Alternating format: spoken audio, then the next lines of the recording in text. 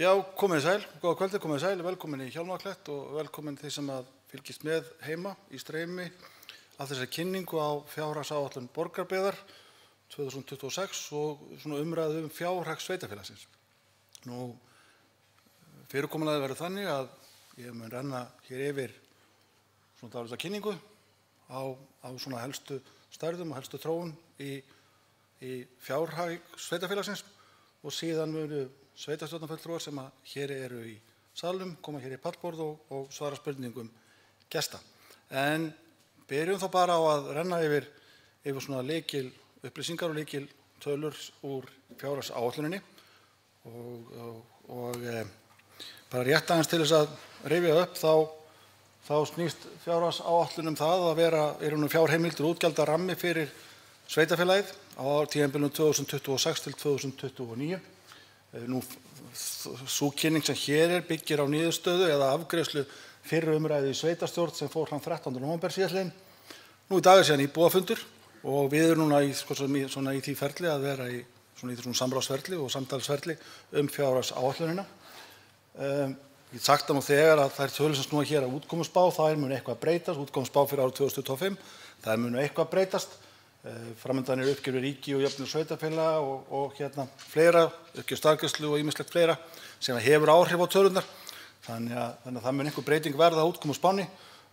Sömuleiðis mun áætlun 26 eitthvað breytast, einfaldlega vegna þess að nú einfaldlega vinna í gangi við undirbúningsvinna fyrir seinni umræðu og síðan niðurstaða fjárhagsáætlunar auðvitað bara sú niðurstaða sem liggur fyrir eftir seinni umræðu í sveitarstjórn.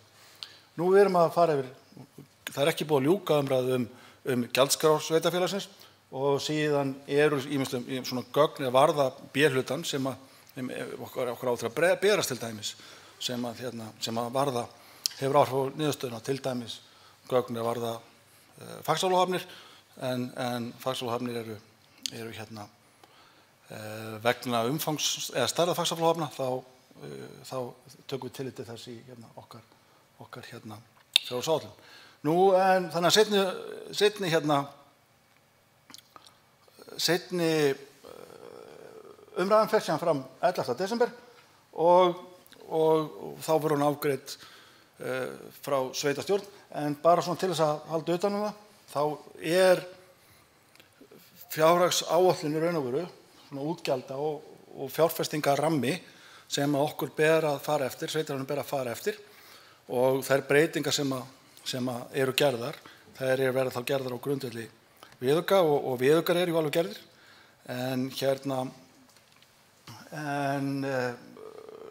og til dæmis þá erum við búin að gera 5 viðaukar við fjárhagsáætlun ársins 2025. Nú þá kannski bara að svona einhverjum lykil upplýsingum sveitarfélagið að þá, eins og segir stundum, það búa í sveitarfélaginu 4.100 íbúar. Það aðeins eftir hvort þú spyrð Þjóðskrá og hvort þú spyrð Hagstofu Íslands. Nú endurskoðandi okkar, hann notar Hagstofu Íslands og þá notum við bara töluna frá þeim en ekki, þannig að það eru 4.100 miðað við Hagstofuna en 4.400 cirka bát og miðað við Þjóðskrá. Það eru það bil 1000 erlendir ríkisborgarar í sveitarfélaginu og þjóðernin sem búa hér í Borgarbyggð eru það bil 50 talsins. Þannig að eru íbúar í sveitarfélaginu okkar sem koma frá eiginlega öllum heimshornum. Nú, svæðið okkar nær yfir 5% af flatamáli landsins. Borgarbyggð 7. víðfeðmasta sveitarfélag landsins og ég segi stundum að það sé stærsta eða víðfeðmasta sveitarfélagið suðvestanlands. Nú, í sveitarfélaginu eru það vel 500 grunnskólanemar og í sveitarfélaginu eru 2 grunnskólar og þeir eru með starfsemi á 2 stöðum, grunnskóli Borgarnes hér í Borgarnesi og grunnskóli Borgarfjarðar sem með starfsemi á 3 starfsstöðum. Nú, við erum með 5 leikskóla, 4 af þeim eru reknir af sveitarfélaginu og 1 rekinn af hjallastefnunni.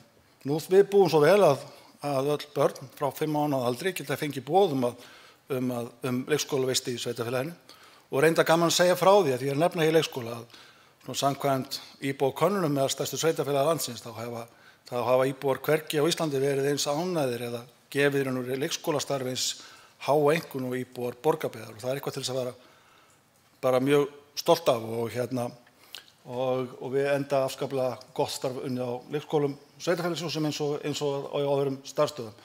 Nú, við erum með það bil 20 félagslegar íbúðir í eigu sveitarfélagsins. Á svæðinu við skiptum svæðinu í 9 snjómoksturssvæði og það eru 11 skólaakstursleiðir þetta víðfeðma sveitarfélag. Svona gefur kannski aðeins í hugarlund hvað er margt fólk sem að vakta það allt gangi vel fyrir sig. Hér núna til dæmis þegar veturinn svolítið gangi í garð hjá okkur hér í þessu víðfeðma sveitarfélagi.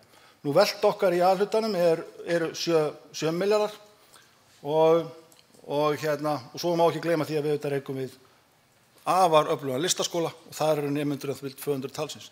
Þannig að það er óbúslega margt sem í gangi hér í þessu sveitarfélagi og mikil starfsemi sem heyrir undir sveitarfélagið. Nú, svona einhverja lykilupplýsingar hér, lykil punktar í umræðinni. Ef við förum bara í 2025, þá það þannig að við höfum bara búin að vera eins og önnur sveitarfélög landsins.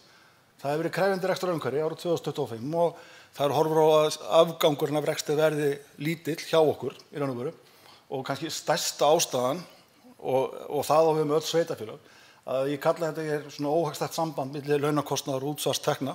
Það er einfaldlega staðreyndin sú að það bil helmingur tekna sveitarfélagsins er útsvar og það bil helmingur kostnaðar sveitarfélagsins eru laun.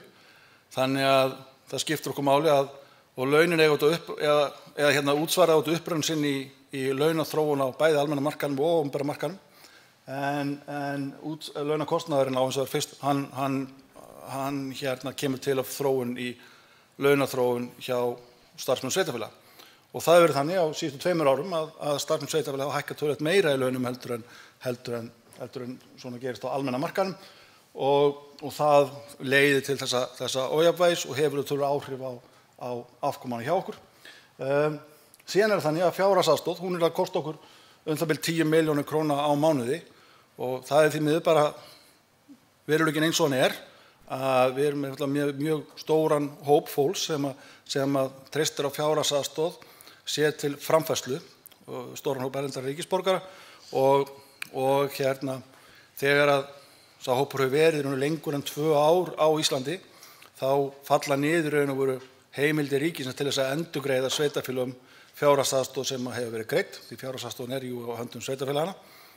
Það er alveg ljóst og við vitum að það er vinna í gangi við endurskoðun á frumvarpi til laga eða endurskoðun á lögum þetta og reglugerð þetta mál og við erum svo sannarlega að keppast við að fá þessu breytt og það er allir sammála það sem við ræðum eigum samtal við að þetta sé auðvitað ótækt og gríðarlega ósanngjörn niðurstaða fyrir Borgarbyggðar staða sem Borgarbyggð í. Það ekkert sveitarfélag sem í viðlíka stöðu með stærð sveitarfélagsins og við kappkostum við að fá þetta leiðrétt og við erum að gera ráð fyrir í þessari fjárhagsáætlun erum að gera ráð fyrir að við fáum þetta greitt í raun og veru en hins vegar ber mér og mér finnst það eðlilegt og bara ljúft að skylda að nefna það að við verðum að hafa aðeins þann fyrirvara á raun og veru tölunum en áhrifin getur verið kringum 10 milljónir á mánuði.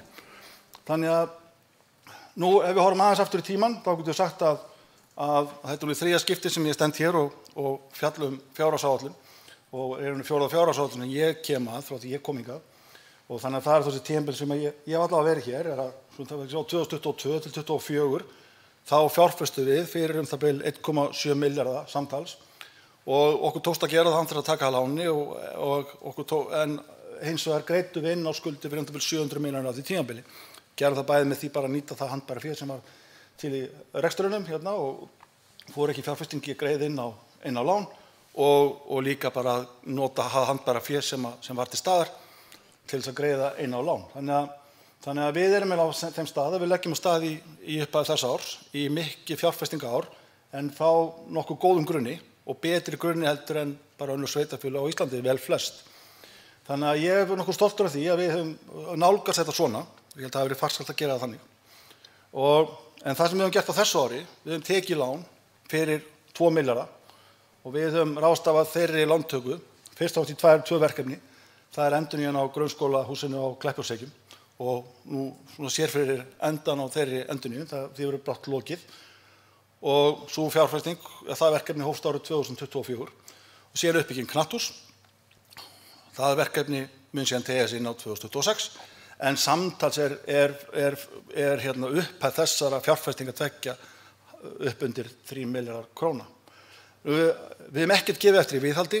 Við gerðum það í raun og veru má segja 23, þá kannski má segja að við höfum svona sérstaklega farið að bæta í viðhaldið og við höfum haldið áfram að gera 24, 25 og síðan ekki að sjá fyrir að gera þannig slaka þetta á því 26 en ég held að svo sem Borgarbyggð ekkert öðru í sannum sveitarfélög að hér hefur safnast upp heilmikil viðhaldsskuld.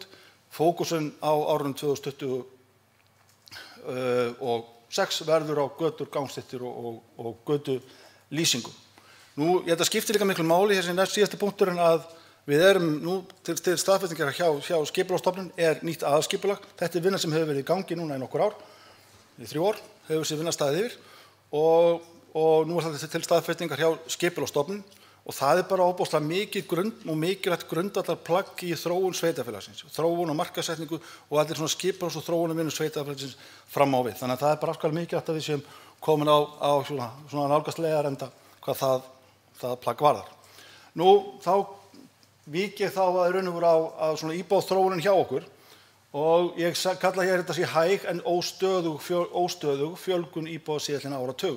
Og hér má sjá súlurit sem sýnir íbúðafjölda í raun og veru frá hér 2015 og til ársloka 2024, þetta það bil áratugur og saman segja að það hefur verið tiltölulega. Það var heilmikil fjölgun hjá okkur 22 og 4, 21, 23 fyrirgefið en að hluta til hefur borin upp af erlendum aðilum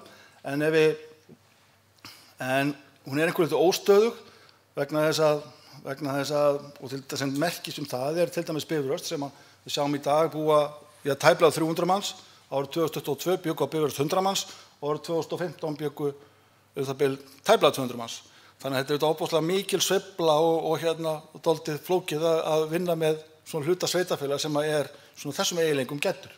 En í Borgarnesi hefur fyrir 15 árum síðan þá voru eitthvað í kringum 1850 mann sem bjuggu í Borgarnesi en nú eru í kringum 2200 og samsetning nokkuð jöfn í þéttbýli versus dreifbýli í sveitarfélaginu. En ef við horfum svona eins og ég segi hér að einhver leyti hefur Borgarbyggð setið eftir. Við erum ekki upplifað sama kraft í íbúðaþróun hér eins og annars staðar svona í nágrenninu allavega sunnan við okkur. Ef við segjum að hér í Borgarbyggð hefur fjölgun á þessu tímabili verið það bil 17%, á Íslandi hefur hins vegar íbúum fjölgað það bil 21%. Aftur þetta borið upp af útlendingum vissulega og svo sem allt gott það að segja. En á svæðinu svona Hvítá til Hvítá sem stundum svona nýtt höfuðborgarsvæði í hugum sumra, þá hefur orðið fjölgun orðin 23,5%. Þannig að við einhver leyti tel ég og að við eigum inni eða það séu allavega mikil sólarmerki í þá veruna að framundan sé svona, það allavega töluverð sóknarfæri og margt sem bendir til kynna að þessi þróun sé að breytast. Og tek sem dæmi bara þessi 2 dæmi hér, að það ljóst að það verið að setja miklu meiri kraft í Sundabraut heldur en verið hefur síðustu áratugina legum við að segja. Liggur fyrir matsskýrsla og við höfum svo sem bókað hér sveitarfélagið og sent frá okkur og við segjum að bara eftir matsskýrsla staðfesti að tilkoma á Sundabrautar muni hafa mikil jákvæð áhrif í Borgarbyggð og Vesturlandi og landinu öllu. Svo uppbygging á Grundartanga. Ég veit að það er dálítið láskýjað yfir Grundartanga núna í umræðinni út af verndartöllum Evrópusambandsins. En ég held að sé ekkert málum blandi að það er ofboðslega mikil sóknarfæri á Grundartanga og mikil uppbygging þar framundan. Og hér sjáum við til dæmis þessa viljayfirlýsingu sem undirrituð var, sem felur í sér samstarfsyfirlýsingu nokkurra fyrirtækja og aðila uppbyggingu á grænum miðgari. Ef að það felur í sér 800 störf, þá alveg ljóst að smitáhrifin og fjárfestingu upp á 80 milljarða, þá alveg ljóst að smitáhrifin hér inn í Borgarbyggð verða mjög mikil. Og enda höfum við svona hvatt og stutt þessa sýn á Grundartanga. Þannig að, en ef við förum bara aðeins í hvað við erum að koma, að rekstrarniðurstaða A-hlutan síðustu ár, hún hefur bara verið nokkuð sterk, við höfum verið með nokkuð góða afkomu af rekstrinum. Við sjáum hér að við horfum árið 2000, þar sem að þetta er svona algengur mælikvarði á afkomu hjá sveitarfélögum, það þá veltufé frá rekstri sem hlutfall af tekjum. Þá hér sjáum við dæmi þar sem að þróun, svona launaþróun og íbúafjöldaþróun var töluvert önnur hér 22 og 3, þar sem við sáum að laun í raun og veru á almenna markaðnum voru að hækka töluvert meira og hér var fjölgun íbúa en hérna heldur en á meðal opinberra starfsmanna og sem leiddi þá þetta svona styrki mjög mikið svona þróunina í afkomunni. Og hér, en síðan gerist það 24, hér verður ákveðið högg í framlegð. Það þó einmitt út af þessu samspili, útsvars og launa sem við talaðum áðan. Það kostar okkur svona það bil 2% stig í framlegð. Átakjurinn viðhaldi, það má segja að það hafi líka haft áhrif til svona prósentustigs í lækkunar á framlegð og síðan voru kostnaður okkur við fjárhagsaðstoð við flóttamenn hafi síðan leitt til það bil 1% stigs lækkunar í framlegð. Þannig að þetta svona safnast þegar saman kemur. Og þetta þróun sem að eins og ég sýni ykkur á eftir, á sig líka, að eiga sér stað líka á yfirstandandi ári. En ef við horfum aðeins nefndi á hana, við varum að koma af góðum stað og síðustu 3 árum, þessi mynd vinstra megin, hún sýnir okkur annars vegar fjárfestingar, brúttófjárfestingar í varanlegum rekstrarfjármunum og hins vegar gráa súlurnar sýnar það sem greitt inn á lán eða fjármögnunarhreyfingar á tímabilinu. Þannig að við tökum svona síðustu 3 ár, þá var þarna fjárfestur 1,7 milljarða en greitt inn á lán fyrir 741 milljón. Sem þýðir það, eins og sést í skuldsetningar línuritinu til hægri, að við erum búin að lækka verulega þessi hlutföll, annars vegar skuldar á móti tekjum, það skulda hlutfall og svo þetta skulda viðmið sem svona hefðbundið viðmið fyrir sveitarfélög og fórum leggst niður í 22% og við búin í 29% árið 2024 fyrir A-hlutan okkar. Svona lítur þá síðan áætlunin út fyrir árið 2026, fyrst útkomusvar fyrir 2025 og svo áætlunin fyrir 2026. Og við sjáum það neðst að við erum að gera ráð fyrir jákvæðri afkomu öll þessi ár. Nefni aftur eins og ég nefndi áðan, við erum að gera ráð fyrir endurgreiðslu af fjárhagsaðstoðar. Þannig að við erum að gera ráð fyrir svona tiltölulega jákvæðri niðurstöðu en hún verður svo mikil á yfirstandandi ári en afkoma styrkist á árum þar á eftir. Og það fyrst og fremst út af svona sterkari tekjumyndun sem við erum að horfa á. Nú, það sem við erum að horfa til þarna er að svona launaþróun, hún gerir ráð fyrir 4,5% hækkun í raun og veru yfir línuna nema þar sem að fyrirliggja kjarasamningar. Þegar það tekið mið af þeim umsömdum hækkunum í kjarasamningum. Síðan gerir ráð fyrir miðað við spá Hagstofunnar launavísitöluna fyrir árin 27 til 2029 sem í kringum 4% hækkun. Nú við gerum ráð fyrir að í fjármagnsliðunum þá gerum við ráð fyrir því að verðbólga verði farin niður í 3,2% á árum 2026 og fari síðan niður í 2,2025 árin þar á eftir. Þannig að aðalega þetta svona til dæmis sterk þróun í tekjunum sem er að styrkja afkomuna á árum 2026 og svona kem kannski aðeins nánar því á eftir. Ég vil þó benda á liðin lífeyrisskuldbreyting. Þetta er lið sem er svona reiknustærð og ekki stærð sem að sveitarfélag getur haft áhrif á og við getum fengið það á okkur að tryggingastarfsfræðingar sem að vinna fyrir endurskoðendur, þeir munu senda okkur að segja að þetta verður hærri tala eða þetta verður lægri tala. Fer bara eftir, þetta er útreikningsstarf sem að fer eftir lífaldri, kjarasamningum og fleira. En þetta er þá svona tekjumyndin hjá okkur. Hún gerir ráð fyrir því að eins og skatttekjur sveitarfélagsins hækki milli ára 9,5%. við gerum fyrir útsvar hækki 5,6%. Það miðað við óbreytta útsvarsprósentu, 14,97%. Gert ráð fyrir að fasteignaskattar hækki 11,5% og þannig byggjum við á því að fasteignamat fasteigna hefur hækkað 9,7%, gerði það milli árunna 25 og 26 og síðan hefur stofninn stækkað og miðað við óbreytt hlutfall fasteignaskatta í þessari fjárhagsáætlun sem var frá fyrri umræðu. Nú það skiptir okkur verulegu máli að við erum að fá jákvæð þróun í framlögum okkar jöfnunarsjóðs sveitarfélaga til okkar og það er svona stærsta mjög stór og mikilvæg breyting fyrir okkur og til dæmis það breyting sem varð á regluverki jöfnunarsjóðs að hafa jákvæð áhrif á borgarbyggð. Nú í gjaldskrá með miðað við að flestar hækki 3,2 til 3,9% en einstaka gjaldskrár munu hækka eitthvað meira. Það hefur verið frekar til umræðu núna milli umræðna.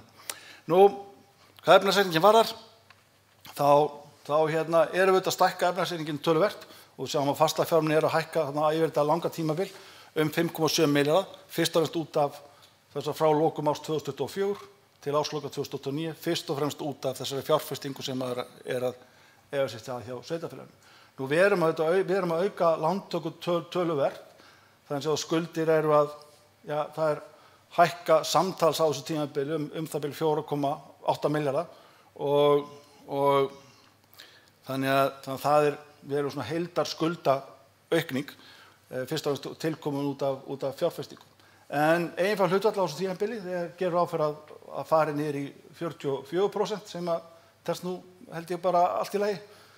En skiptir þetta miklu máli að við höldum sterku sjóðstreymi þannig að veltu frá rekstri og handbært fé frá rekstri haldist sterkt en með þessu sjóðstreymi sem þarna teiknað upp og þetta skiptir máli sem hvernig afborgunarferli eru teiknaður upp af lánum að þá gerir ráð fyrir jákvæðu sjóðstreymi og jákvæðri rekstrarniðurstöðu á þessu tímabili. Nú, séum við aftur árið 2024 og 2025, ef við tökum útgönguspána fyrir þetta ár, þá gerir ráð fyrir að það verði ákveðin svona afkoman að verða fyrir dálítið áfalli út af þá hægri íbúafjölgun, út af launaþróun eins og ég nefndi áðan, síðan bara áfram átaki viðhaldi og síðan fjárhagsaðstoðin sem að leiða til svona 2% stiga lækkunar í framlegð, svona 1,5% kannski á þessu ári. Þannig að, en út af ástæðum sem ég nefndi áðan, fyrst og sterkum tekjugrunni, þá gerir ráð fyrir að við afkoman verði sterkari á næsta ári heldur en á yfirstandandi ári. Nú, þá kannski bara helsta fyrir síðasta ár, þetta er bara hóflegur vöxtur tekna. Það hefur mikil hækkun á launakostnaði, það hefur mikil þarlendi og milli 35 og 40% félaga starfsfólks okkar félagar í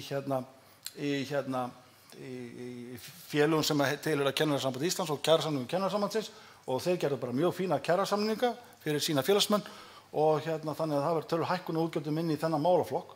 Það verður verulegur kraftur settur í og mikil aukning eftir bæði umfangi og rekstrarkostnaði í skipulags- og byggingamálum og árið var mjög stórt framkvæmdaár og það var mikil lántaka upp á 2 milljarða og aukning skulda og síðan hefur þetta verið í annar lykilpunktur sem hefur verið horft til sjálf því að fortíðinni, það eru samningaviðræður sem stóðu við Skorradalshrepp á tímabilinu.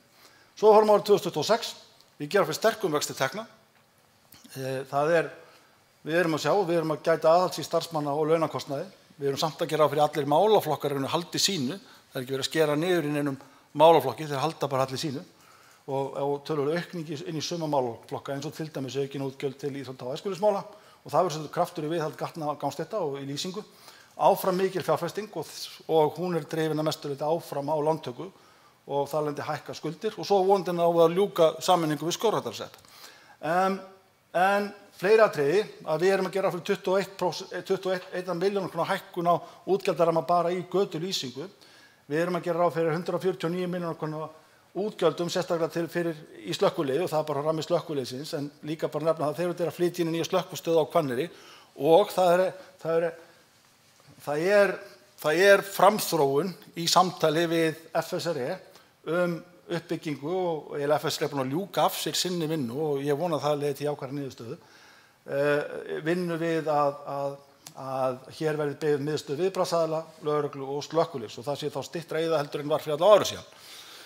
En svo svona til þess að nefna ýmis atriði að við í okkar áætlun erum að gera ráð fyrir endurnýjun á svæðin, á götum og gangstétt við millirinn og nýju húsnæðis húskynslóðanna og heilbrigðisstofnunar Vesturlands, heilsugæslunnar og það við gerum mótum sérstakan ramma fyrir þátttöku sveitarfélagsins í því. Og svo ætlum við endurnýja rennibrautina í sundlauginni. Þannig að vonandi verður hún tilbúin fyrir vorið. Allt kapp á það, lagt á það að hún verði tilbúin og möguleiki svo sem að við getum komið inn á fjárhagsramma þessa árs og það væri bara allra best.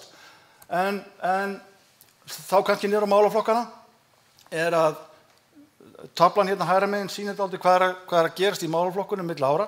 Þetta er þá þróun milli 25 og 26 og þetta er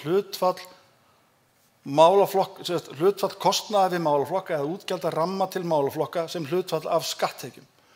Og eins og þið sjáið, fræðslumálin þetta langviðamesti málaflokkurinn okkar og milli áraðana þarna og ég set plús vegna þess að það er jákvætt fyrir reksturinn okkar. En einfaldlega að þarna gerir á fyrir að rammi útgjalda til fræðslumála, hann minnki hlutfall við tekjur. Hann muni kalla minna hlutfall af tekjum sveitarfélagið til sín heldur en árið á undan og það er kannski aðalega bara það sem er mest áhrif þar þessar jákvæða breytingar sem orðið á rekstrarumhverfi leikskólana, starfsumhverfi leikskóla sem hafa jákvæð áhrif á rekstur okkar og sýnist mér líka hafa jákvæð áhrif bara á starfsandan og starfsumhverfi leikskólana. Sömuleiðis að hjálpa okkur inn í þetta ára áfram í þær breytingar sem hafa verið gerðar, má segja, svona annars staðar í skólakerfum, til dæmis breytingin sem gerð var á rekstri á grunnskóla Borgarfjarðar á Varmalandi. Þannig að þó að útgjöld til fræðslumála séu hækkað 193 milljónir, sem nú töluvert, þá samt, og 5,8% hækkun, þá samt hlutfallið minnkar. Það sama gildir útgjöld til félagsþjónustu, þau eru hækkað 53 milljónir eða 7% og það er aðalega útgjöld til liðveislu, það er útgjöld til þjónustuþega sem eiga rétt á liðveislu og svona litlar breytingar í þeim málaflokki leiða oft af sér töluvert mikla svona hækkun og útgjaldaramma hjá okkur og það er svo þróun sér stað þar og en eiga síður er ramminn eilítið að lækka. Við erum hins vegar dálítið markvisst að hækka framlag til íþrótta- og æskulýðsmála og þannig að til dæmis framlag til íþróttamiðstöðva hækkuð það bil 14% á árinu. Nú gátum áðan aukið framlag til viðhalds, gatna og gangstétta og það kemur þarna inn í umferðar og samgöngumálin. Nú skipulags- og byggingarmálin að kalla aðeins minna til sín vegna þess að vinna við aðalskipulag að henni lauk svona langmestu leyti líkur á þessu ári, langmestu eða öllu leyti. Nú, en það áfram gert ráð fyrir áslá á stöðugt viðhald og síðan kannski að lokum inn í svona sameiginlegum kostnaði, hlutfall hans aðeins að hækka, svona stærsta breytan þar er gert ráð fyrir töluvert átak í að bæta úr svona upplýsingatækni og upplýsingaöryggi í sveitarfélaginu. Þannig að sú vinna á stað og gera það kosta okkur einhverjar 11 milljónir. En eins og við gátum áðan, dálítið svona launakostnaður svolítið lykilatriði í rekstri hjá okkur og hér á hægri myndinni sýnir þróun í fjölda stöðugilda hjá Borgarbyggð. Á síðasta ári, þetta verið svona dálítið stígandi hjá okkur, en á síðasta ári þá hún fækkaðist, eða á þessu ári hefur stöðugildum fækkað 3 hjá okkur og mikilvægt að við erum að halda aftur af fjölgun stöðugilda og við erum dálítið að fjárfesta í auðvitað það bara aðhald í rekstrinum hjá okkur og við erum dálítið að fjárfesta í sjálfvirknivæðingu og fleira. En þó að mjög margt í rekstri sveitarfélaga, eiginlegt í rekstri sveitarfélaga verður ekki, mannsöldin verður ekki tekin burtu. En bara sem dæmi, ef 1% hækkun á launakostnaði starfsmanna sveitarfélaga umfram almenna markaðinn, þá þýðir það í rekstrinum okkar ca. 30% að neikvæð áhrif á rekstrarniðurstöðuna. Ég að tala þetta hér vegna þess að þetta fundur fjármál og þetta bara svolítið lykilstærð í fjármál sveitarfélaganna. Og ef að fjölgun starfa ef að störfum í sveitarfélaginu hækkar 1%, bara án þess að eitthvað annað gerist, þá þýðir það cirka bát að 40 milljónir áhrif á rekstrarniðurstöðuna okkar. Og ef að og svo það gerist þá síðasta, ef við segjum á fyrstu 8 mánuðum þessa árs, þá sýnir vísitölu Hagstofunnar það að laun starfsmanna sveitarfélaga hækkuðu 3% meira heldur en gerist á almenna markanum og ergo hefur það verið áhrif á reksturinn hjá okkur. En á árinu 2025 gerir ráð fyrir að 58% tekna verði ráðstafað í laun, en á árinu 2026 það bil 55,4%. Þá kannski bara hér að fjárfestingunum hjá okkur, aðeins að rétt til upprifjunar hér, að því þetta svo sem þetta er fjórða fjárhagsáætlun sem ég kem að hér og segja 20 fjárhagsáætlun sem kynnt var 2022, þá vorum við að leggja áherslu á grunnskólann á Borgarfirði og Kleppjárnsreykjum, þetta eru stærstu atriðin og það er fjölnota íþróttahús og má segja að grunnskóli Borgarfirði og Kleppjárnsreykjum, hann er að klárast on time og það er nú mjög langt komið fjölnota íþróttahúsið, en síðan eins og þarna var áætlað, þarna var lagt af stað með það að stækka íþróttahúsið og svo vinna mynd bara í gangi, undirbúningsvinna eins og þarna var lagt upp með. Við höfum aðeins ítt við Ugluklettur hefur þurft að færast á milli ára en stefnt að Uglukletti á árinu 2026 og opnað og útboðsgögnunum liggja fyrir núna í bara næstu vikum.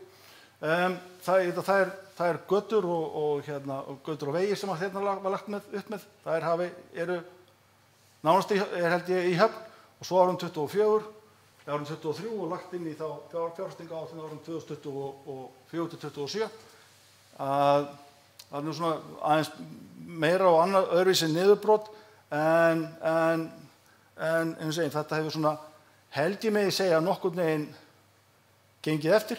Við erum auðvitað bara í þessari miklu vinnu varðandi uppbygging og slökkvistöð og það er alltaf hugmyndin verið svo að vinna að sameiginlegri björgunarmiðstöð með lögreglunni og það í gegnum fasteignir ríkisins og sú bara vinna hún er bara í góðum farvegi að mínu viti og komin á þann stað að það er alveg ljóst að það kalla bara ákvörðunartöku af hálfu ráðuneytis og ríkisins bara hvort það verði ítt á takan því öll undirbúningsvinna myndi ég segja að hún sé tilbúin.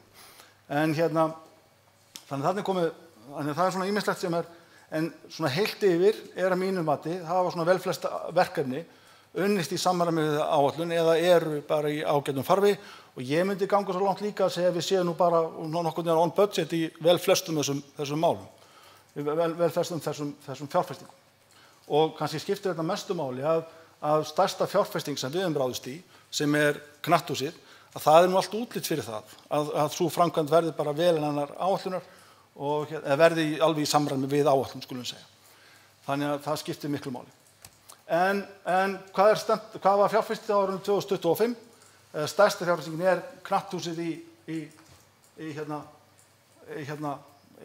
Borgarnesi. Það hefur verið 150 milljónar sem hafa verið fjárfest þar í.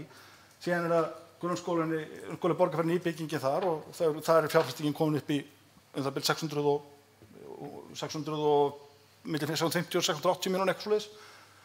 Síðan drást ég niður í Brákari og sú fjárfesting reyndist dýrari heldur en lagt var upp með og ég held að það svo sem rakið nokkuð ítarlega á mörgum vettvangi hvers vegna það en það var fjárfesting upp á 250 milljónir.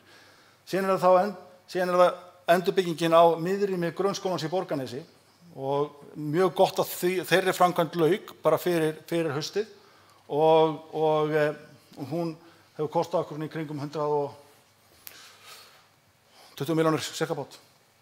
Þannig að síðan hefur bara haldið áfram í gatnagerð í Kveldúsvaða, Vallarás, endurnýjun á Sæunnargötu, lýsing einkunnir sem eins og sáu kom fyrst inn á áætlana fyrir árið 2024. Síðan farið fráveituframkvæmdir á Kleppjárnsreykjum sem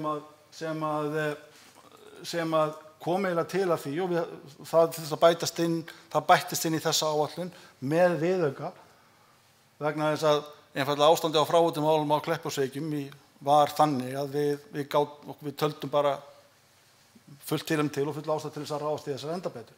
Síðan hefur þetta verið haldið áfram. Það hefur verið ráðast í endabætur á Klettaborg, það hefur endabætur í íþróttahúsinu í Borgarnesi og jafnframt unnin heilmikil hönnunarvinna í undirbúningsvinna til að geta farið í uppbyggingu á nýju íþróttahúsi eða stækkun íþróttahúsins.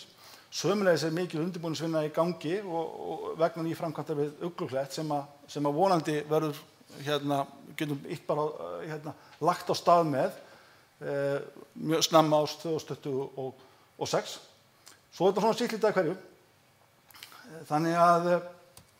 En síðan ef við horfum á árið 2026, þá gert ráð fyrir heildarfjárfestingu upp á það bil 2,3 milljarða og stærstu verkefnin þar Ugluklettur, þarna undir skólaliðnum og svo íþróttamannvirki sem þá að ljúka við uppbyggingu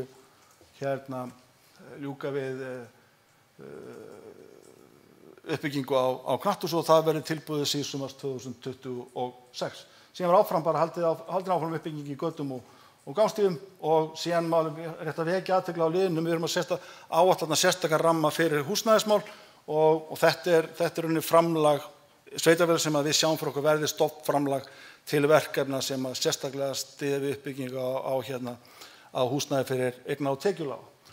Þannig að svona lítur þá fjárfestingarramminn fyrir þetta ár út og við erum ekki að fara í sambærilega ekki jafn mikla lántöku á þessu ári en við gerum ráð fyrir að svona hrein lántaka á þessu ári gæti verið 1,6 milljarður ef þessi fjárfestingaráætlun gengur eftir og rekstraráætlun gengur eftir sömu leiðis. Við erum bara svo aðeins víkja því hvernig við erum að vinna okkar fjármögnun. Það má segja að við vinnum fjármögnun þannig að við erum að horfa til þess að fjármögna verkefnin yfir framkvæmdatíma og fjármögnuð með skammtíma fjármögnun og sem við færum síðan smá saman yfir í langtíma fjármögnun. Við erum í samstarfi við banka og má segja að Arion banki okkar stærsti samstarfsbanki en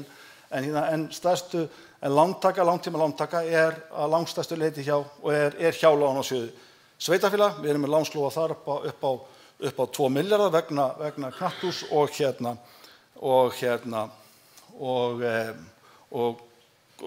grunnskóla Borgarfjarðar á Kleppjárnsreykjum og ég sé fram á að við munum fara aftur til lánasjóðsins og óska eftir frekari lánsloforðum út af þá næstu framkvæmdum sem eru framundan hjá okkur þegar endanlega fjárhæðir liggja fyrir. En það má segja við þau lán sem horft til og lánasjóðurinn að bjóða okkur upp á eru í þessum ramma þarna. Þetta annars að byggja á skuldabréfaútgáfum sjóðsins sjálfs og kannski ég týni ykkur alveg með þessu en í raun og veru má segja þau lán sem við erum þegar búin að færa af þessum 2 milljörðum 500 milljónir yfir í langtímalán og við sjáum hér á neðri myndinni til hægri þetta línurit sem sýnir þróun á ávöxtunarkröfu og þetta eru grunnvextir sem þessir útlánaflokkar byggja á. Þannig að sem betur verið erum við að sjá það að vextir eru að koma niður og vonandi munu halda áfram að koma niður og við munum þá að nota tækifærið án þess að vera eitthvað tækifæri sinni við því en jafnt og þétt munum við eftir því sem verkin vinnast færa okkur yfir í langtíma fjármögnun úr skammtíma fjármögnun byggt á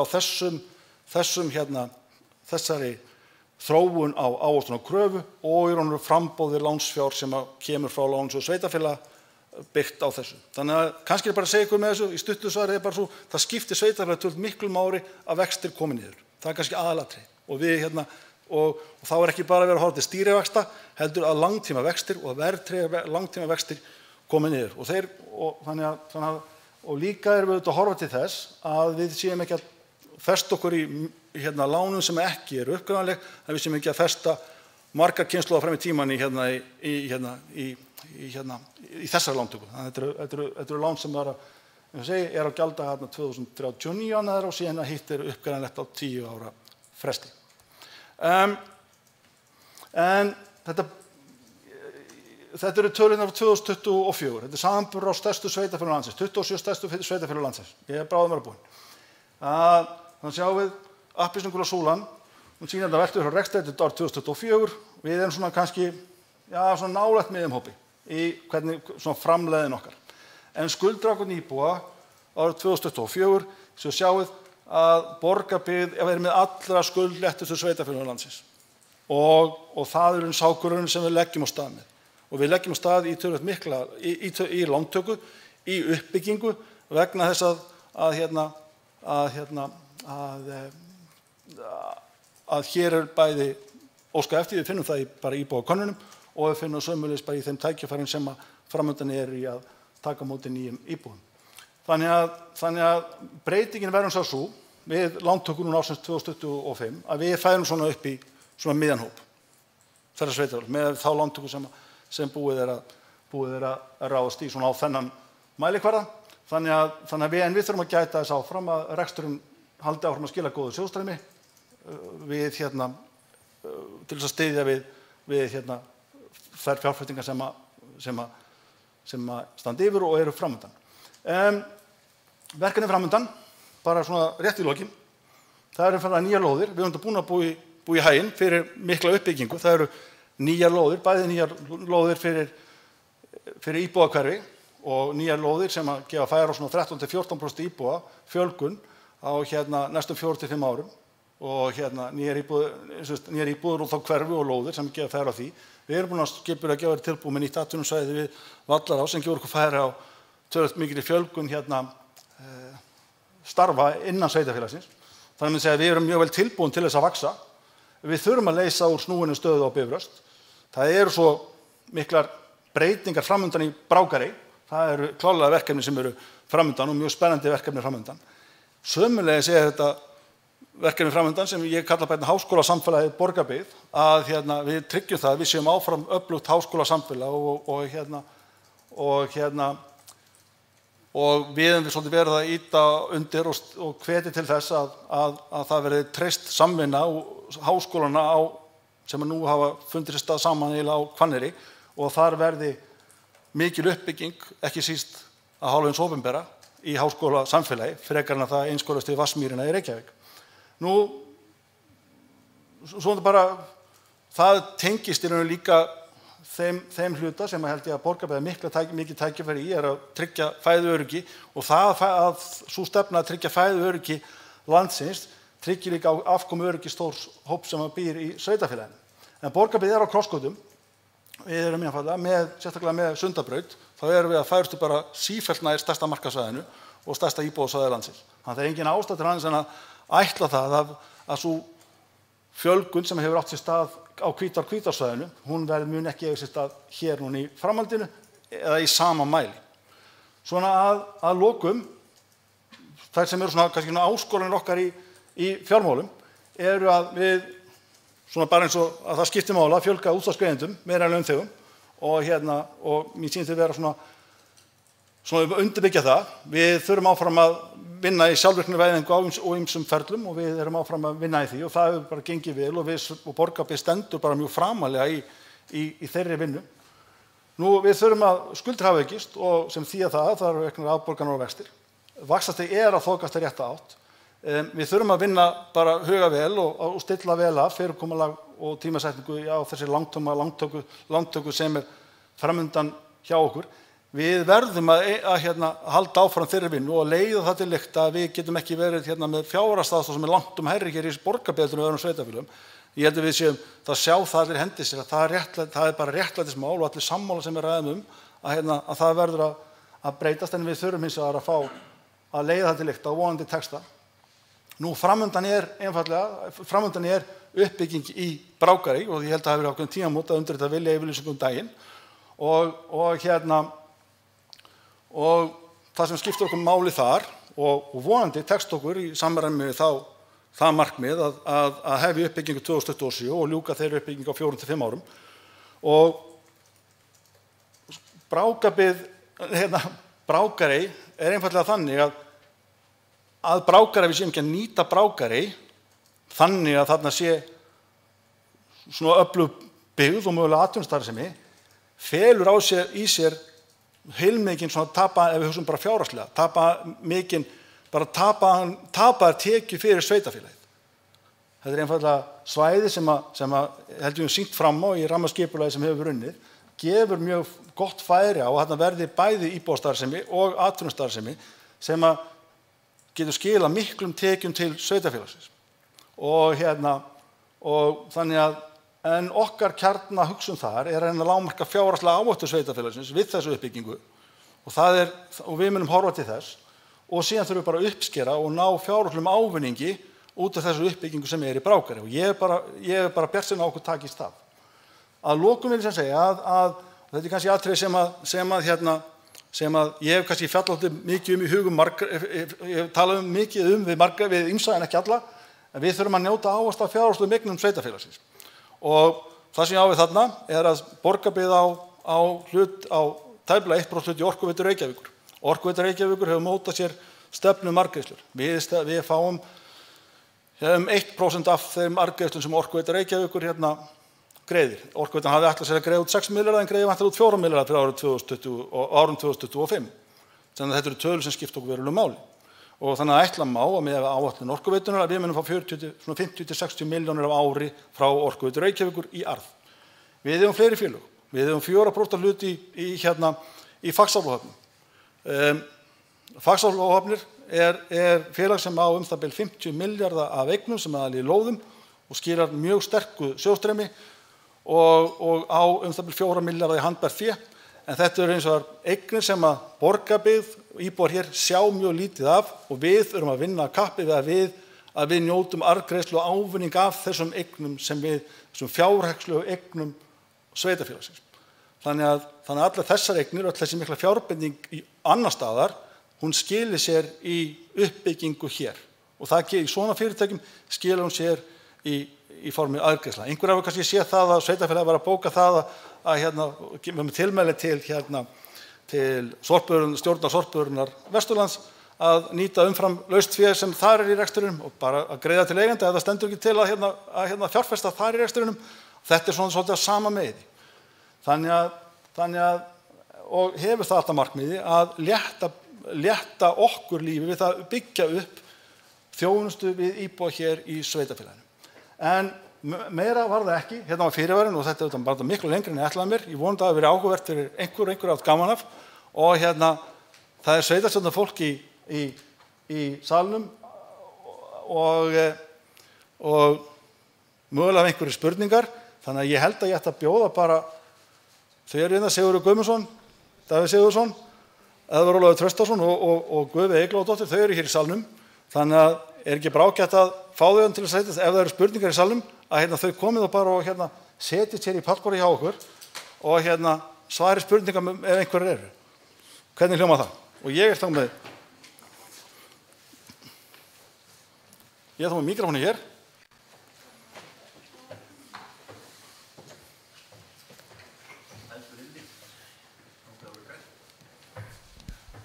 Svona þá. Já, svona, þá virkar það. Og þá legg ég bara mikrofónu hér á borðið hjá þeim. Já, ég hef hann bara hér. Og já, Viktor, þú kannski grípur mikrofónu ef það eru spurningar í salnum. Það heyrist ekki í ykkur. Það er bara, fólk heimi heyri í streyminu.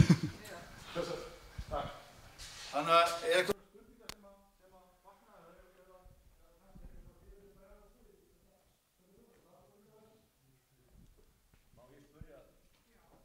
Ég fæ aldrei að tala um því ég meina spurning. Þú ekki að setjast aftur? Já, knættum ekki. Ég er ekki vanur að kveða mér orðs þegar ég hitti þetta fólk en ég ætla að gera það núna. Ég sá á áætlun þarna, það var ekki að tala um ugluklettur og knatthús. Hvað kostar knatthúsið? 1,7. En það hljómar eins og sé á áætlun 2,5 milljarður fyrir knatthús, eða ég var lasið að vitlaust. Íþróttamannvirki, sem er þá hvað? Líka íþrótt, það er þá á áætlun næstu, ok. Nýtt park, ok. Já, fyrir ekki, ég vildi bara, ok, já, Takk fyrir.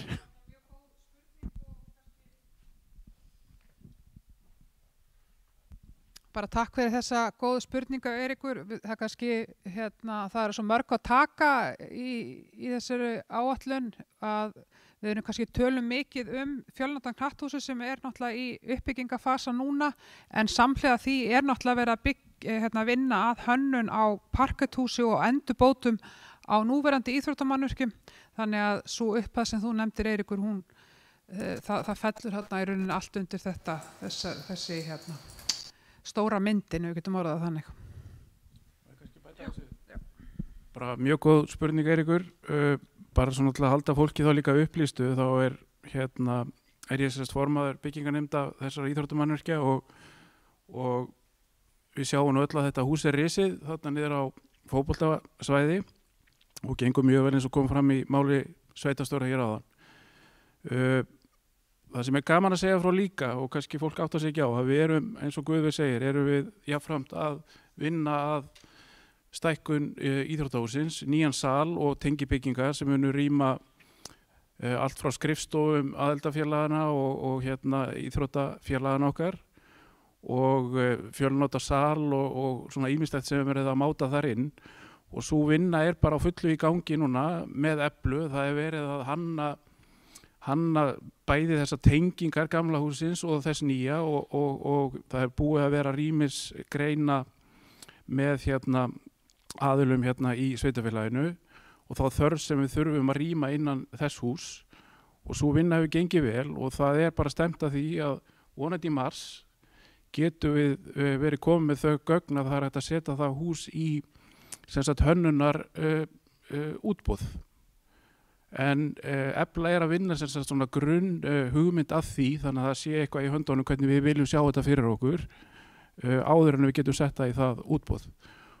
Og ég held ég sé svo sem ekkert að segja eitthvað sem ég má ekki heldur, en það hefur alveg komið upp svo hugmynd að flýta jafnvel þeirri framkvæmd, þannig að í stað þess að hún klárist árið 29 að hún gæti klárast 28, það er að segja stækkunin á íþróttahúsinu sjálfu, sem væri bara gríðarlega ánægilegt ef það gæti gengið.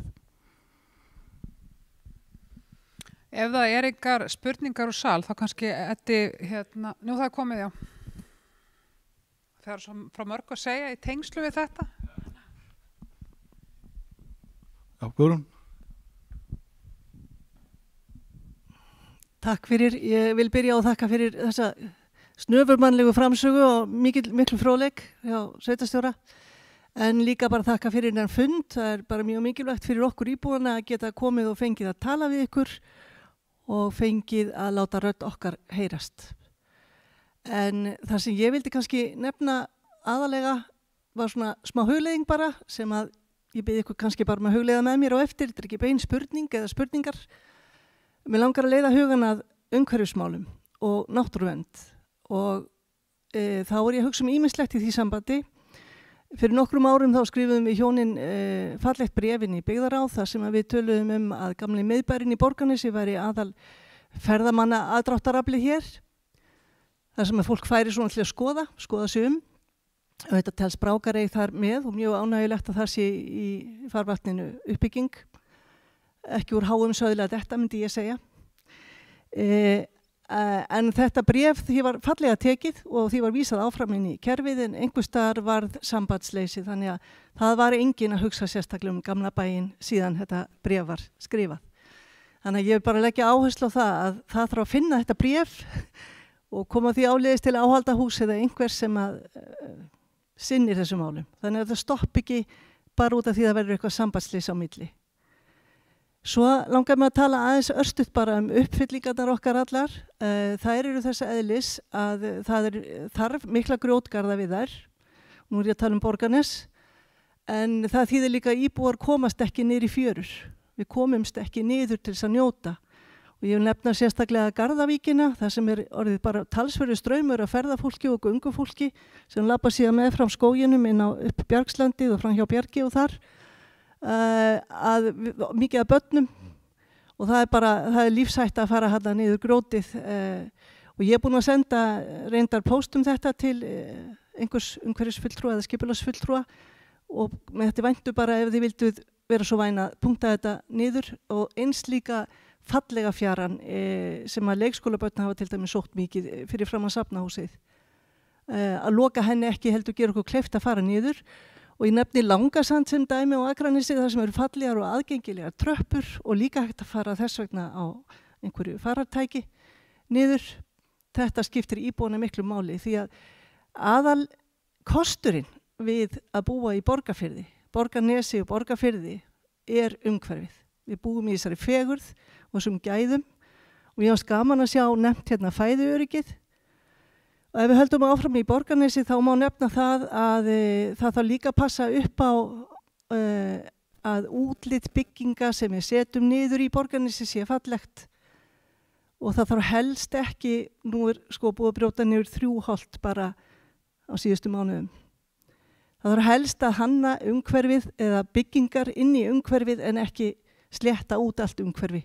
Holtið og klettarnir eru einkenni Borgarnes. Margir sem sjá eftir því af íbúum. Og svo vildi ég bara í restina, kannski spurningin hvort að viðbyggingin við Klettaborg sé ekki örugglega bráðabirgða fyrirkomulag því að það eru svo margir að tala hvað þetta sé ljótt og ég nú einn af aðstandendum barða þarna og heyri það mikið. Það væri fróðlegt að vita það. Svo langar mér bara í lokinu að nefna það að einmitt varandi fæðuöryggi að eitt megin hlutverk sveitarstjórna í dag að gæta að umhverfinu og það umsóknir sem koma inn frá stórum og voldugum og miklum aðilum að gera eitthvað sem íbúum hentar ekki og sem skerða lífsgæði íbúa að það þarf að vanda mjög til afgreiðslu þeirra erinda. En ég veit hins vegar að fæðuöryggið hefur verið ofarlega hjá sveitarstjórn.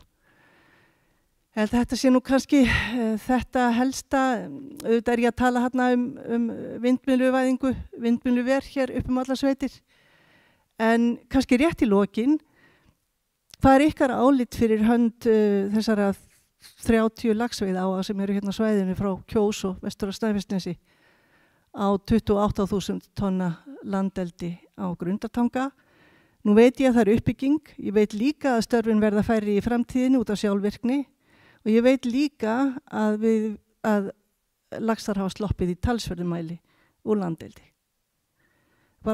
Ég bara að vara við og segja bara að það mjög margir íbúar sem hafa áhuga á umhverfis- og náttúruvernd. Takk fyrir að hlusta.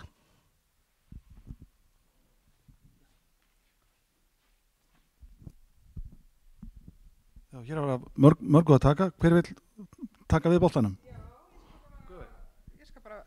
Ég skal bara byrja. Takk fyrir þessa góðu punkta, Guðrún.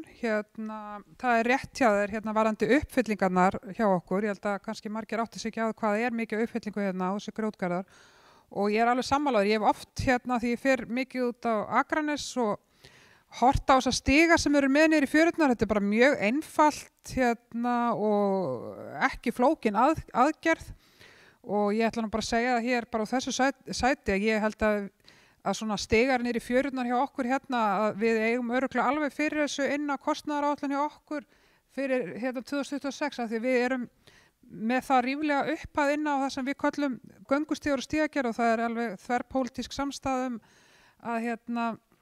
að gera vel í þeim málum þannig að við punktum þetta svo sannarlega niður eins og ég segi, ég held að þetta sé alls ekki flóki að fá svona játstiga eins og eru með á Akranesi bara Holt og klettar einkenni Borgarnes, það rétt og ég bara tek undir það, við þurfum alltaf að fara varlega þegar við erum að fara að brjóta land og ég held að við öll sem höfum alist hér upp og svona og horfum alveg með, það eru tilfinningar sem við berum til þessa og við þurfum bara að fara varlega í þetta, það þarf að vera eitthvað jafnvægi og við viljum ekki enda upp við þannig að einn daginn verði engi klettar í Borgarnesi, það má alls ekki gerast.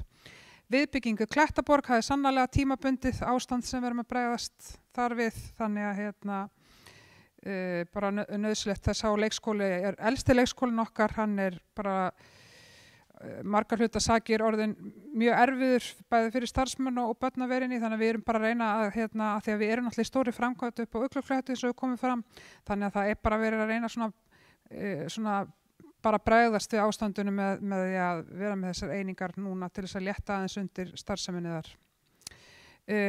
Þú nefndir fæðuöryggi og vindmyllur því samhengi. Það kannski bara ágætt að árétta í þeirri aðalskipulagi sem var tekið til afgreiðslu hjá okkur, þá sérstaklega kveðið á það að það sé ekki gert ráð fyrir vindmyllum.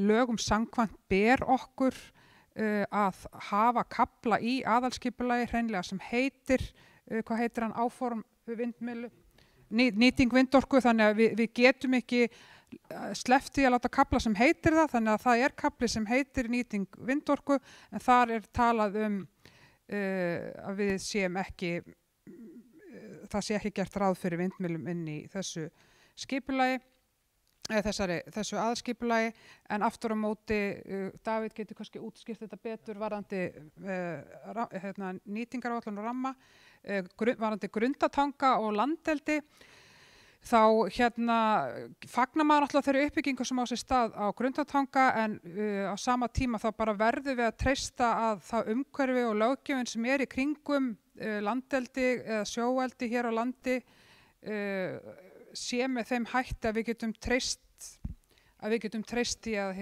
starfsemin sé örugg, að við getum orðað þannig. Þú nefndir að margir íbúar hér í sveitarfélaginu hafa áhuga á náttúru og umhverfisvernd og ég þakka bara vel fyrir það. Það svo mikilvægt að það sé fólk og svona grasrót í umhverfis- og náttúruvernd í sveitarfélaginu til þess að sýna bara svona þeim sem eru í stjórnmálum og þú veist, í sveitarstjórn hverju sinni ákveðið aðhald, af því að þessi rödd hún þarf alltaf að vera til stað, þótt að maður sé ekki alltaf 100% sammála öllu, þá þarf aðhaldið að vera. Sko meiri hluti þarf aðhalds, minni hluta, sveitarstjórn þarf aðhald, grasrótarinnar bara úr hinum og þessum áttum, af því að sjónarmið allra íbúa verður alltaf að heyrast á hverjum tíma. En ég ætla kannski að biðja Davíð aðeins að útskýra þetta betur með aðalskipulagið og vindmyllurnar, svo að við svona lokum fyrir allan misskilning hvað það varðar. Já, takk fyrir það. Það bara nokkuð ánægjulegt að segja frá því að við erum búin að vera að vinna þessu aðalskipulagi núna eiginlega síðastliðin 3 ár og í starfshóp endurskoðun aðalskipulags voru fulltrúar frá öllum framboðum í sveitarstjórn og við ræddum þetta á þó nokkuð mörgum fundum, vindorkuna þar að segja. Og við komumst mjög fljótlega að bara algjörlega sameiginlegri niðurstöðu það að við myndum ekki taka neinn vindorkukost innan sveitarfélagsins til sérstaklega efnislegar umfjöllunar í endurskoðun aðalskipulags og jafnframt létum við þá setja það inn af því að við vorum bara verulega ósátt við það. Stjórnvöld ekki einu sinni búin að móta lagaramma þennan málaflokk. Þá létum við setja það inn að það yrði bara á skipulagstímanum, þar að segja aðalskipulagi Borgarbyggðar 2025-2037 ekki gert ráð fyrir nýtingu vindorku innan sveitarfélagsins. En svo það þetta með rammaáætlun. Lögum samkvæmt þá bara nokkur atriði sem að trompa skipulagsvald sveitarfélaga. Og það rammaáætlun nýtingu og það kerfisáætlun Landsnets og það samgönguáætlun. Því að þegar að ríkið búið að setja ákveðna hluti inn í þessar áætlanir sínar, þá ber sveitarfélögum að setja þau inn á sín skipulög. Þeim ber ekki hins vegar að gera það samdægurs eða 1, 2 og 3, þau geta dregið lappirnar í einhver ár, en þeim ber lögum samkvæmt. Þar að leiðandi vorum við sammála þeirri nálgun að segja að það ekki gert ráð fyrir nýtingu vindorku innan Borgarbyggðar nema við verðum skikkuð til þess. Takk. Bara ætla að svara einu Guðrún að því að þú varst að tala þessa bráðabirgðabyggingu á Klettaborg. Það langaði mig kannski bara að nota tækifærið og tala svolítið upp leikskólastarf í Borgarbyggð almennt. Ástæðan fyrir því, áður en ég kem að því, að við erum að stækka þarna við Klettaborg svo að við þurfum að færa börn frá Uglukletti vegna þess að þegar framkvæmdina fara á stað þá þurfum við að fækka í rýminu eða það minnka rými sem við höfum til að afnóta í Uglukletti á meðan á framkvæmdum stendur og það nú stóra ástæðan fyrir að við erum að stækka þarna. Við erum svo gríðarlega heppin að ég held að það náttúrulega engin biðlistar hjá okkur sem nú eiginlega bara orðið einstæmi held ég á landinu og í Þokkabót erum við bara með einna hæðsta menntunarstig innan okkar stofnana á landinu líka og ég bara gríðarlega stoltur sem formaður frelsisnefndar að það starf sem unnið í leikskólanum hjá okkur alveg bara frábært á allan hátt. Nú maður búin að fara með 3 börn í gegn en svona eftir að maður kannski tók tók við þessu embætti hér, þá hefur maður náttúrulega farið dýpra í þetta og mér langaði bara að koma þessu að, vegna þess að við getum verið gríðarlega stolt af þessu. Hitt annað að Klettaborg barn síns tíma, staðsetningin frábær.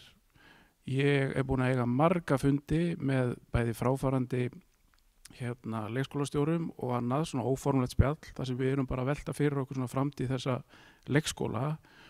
Og svona kannski stóra myndin svo að væntanlega þetta bara staðsetningin, það ekki margar aðrar staðsetningir sem komið til greina, en húsið því miður komið á tíma og við þurfum að huga því í framtíðinni, það klárt mál.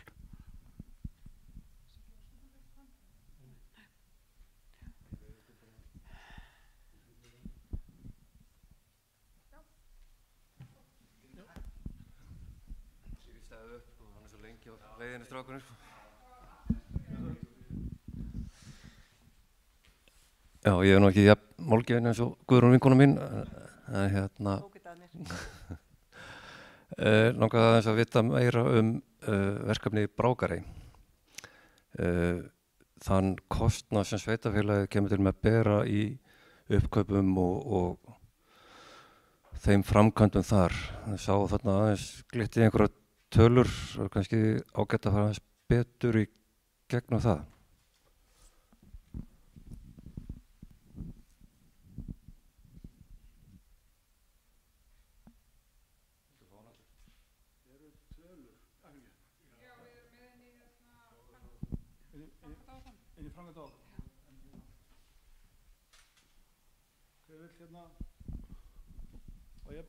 Vilt þú kannski byrja bara?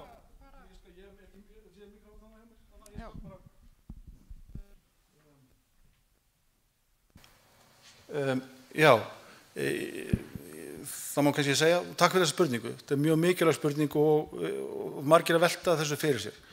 Og ég held að ég segja það sé, bara eins og ég gat hér í lokin, að það algjört lykilatriði fyrir sveitarfélagið, eða í mínum huga það lykilatriði fyrir sveitarfélagið. Eða sem nokkuð lykilatriði. Fyrsta það að kannski að því við erum að tala, við erum hérna að fjalla fjárhagsáætlunina. Þetta ofboðslega mikilvægur póstur fyrir held ég tekju og rekstur sveitarfélagsins í framtíðinni. Og ég held líka að við höfum í raun og verið svolítið að þetta leiðandi tækifæri, að því þetta einhver leyti, þetta land sem við erum að nema á nýjanleik, að þá hefur við nú ekki haft af þessu eins mikinn ávinning, hvorki samfélagslegan né fjárhagslegan í mjög langan tíma.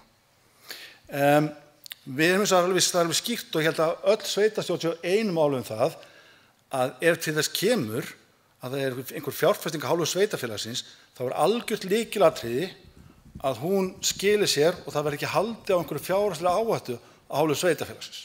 Hún verður þá algjörlega stýrð og meðvituð og fyrirfram liggi fyrir hvernig henni verður eitt þeirri áhættu. Þannig að það svona einhvern veginn svona kjarni í nálguninni. Við vitum eins vegar að það hefur verið áætlaður rammi og það áætlaður rammi hefur gert síðustu 2 árin og síðasta rammi var áætlaður síðasta fjárfestur 250 milljónir í raun og veru sem fór í niðurrif í Brákarey og ætlunum var ekki að þetta þetta háfjárhæð. En það var þá hugsað ef til þess kæmi eða ákvörðunni tekin að ráðast í fjárfestingum með einhverjum hætti í Brákarey, annað beint í þessu verkefni sem myndi á skila sér tilbaka eða þá að fara í eitthvað svona fjárfestingu. Og svo fjárfesting í niðurrifinu, bara svo koma þess að því, hún var ekki síst af þeirri ástæðu að húsnæði var hættulegt. Það var bara hættulegt og við gátum bara ekki hort upp á það að þarna væru bara börnaleik inn í þessu húsnæði sem við gátum ekki haldið lokuð. Það var bara svona eitthvað svona martraða fyrirkomulag eða aðstæður sem maður sá fyrir þess að gætu skapast þarna. En þetta svona kjarninn í hugsuninni. Og þannig að við ætlum ekki að takmarka algjörlega þá áhættu sem og fjárfestingu, beina fjárfestingu sveitarfélagsins í verkefninu og ef hún til þess kemur, þá verður hún stýrð þannig að við náum helst að loka þeirra áhættu bara undir eins. Þannig að ef þetta svarar einhvern veginn svona kjarni hugsuninni og Guð, þú kannski bæti við.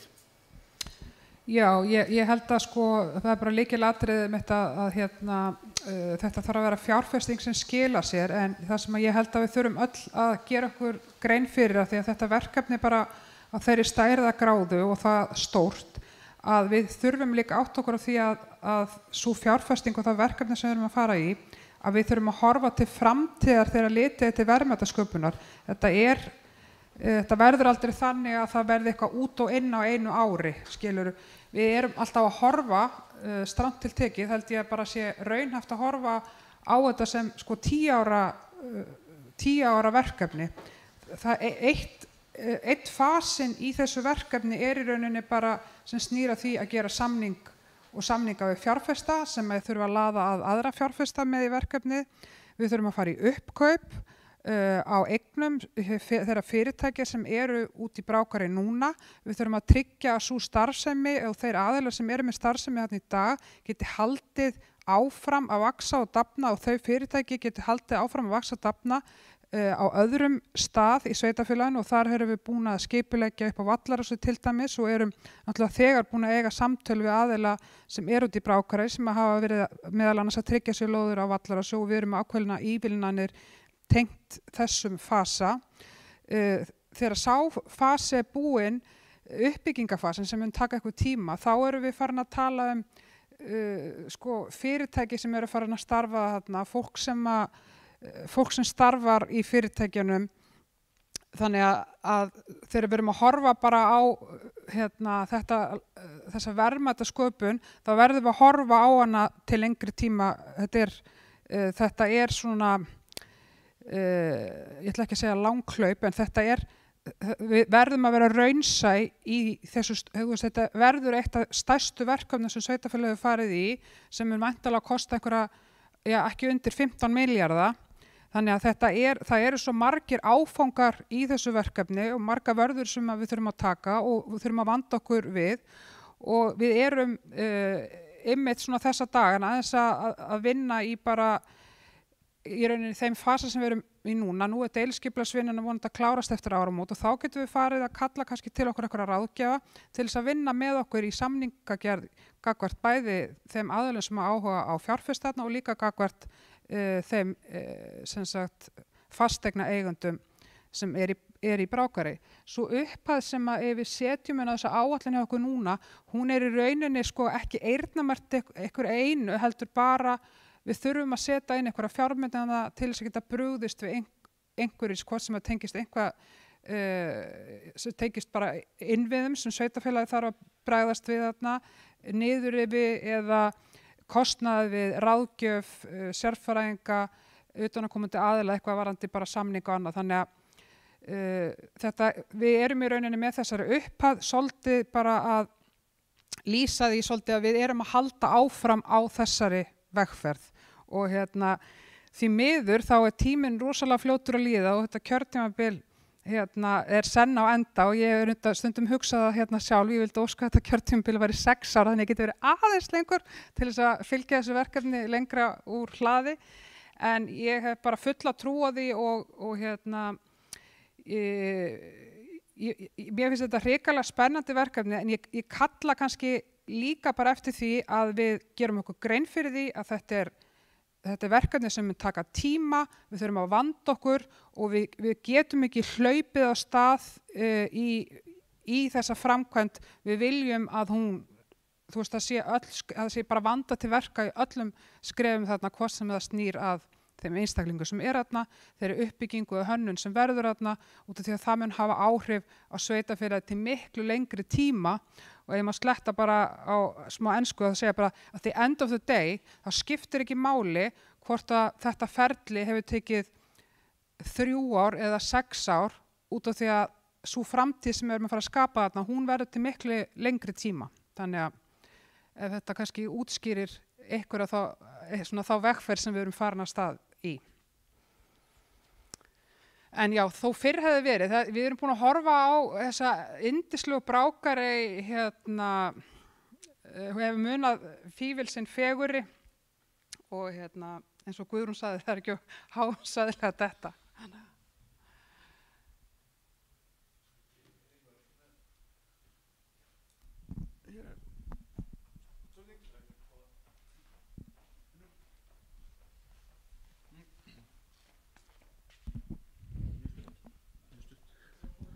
Ég hef því að heyra þess að það verður gangstéttir mikið á plani núna.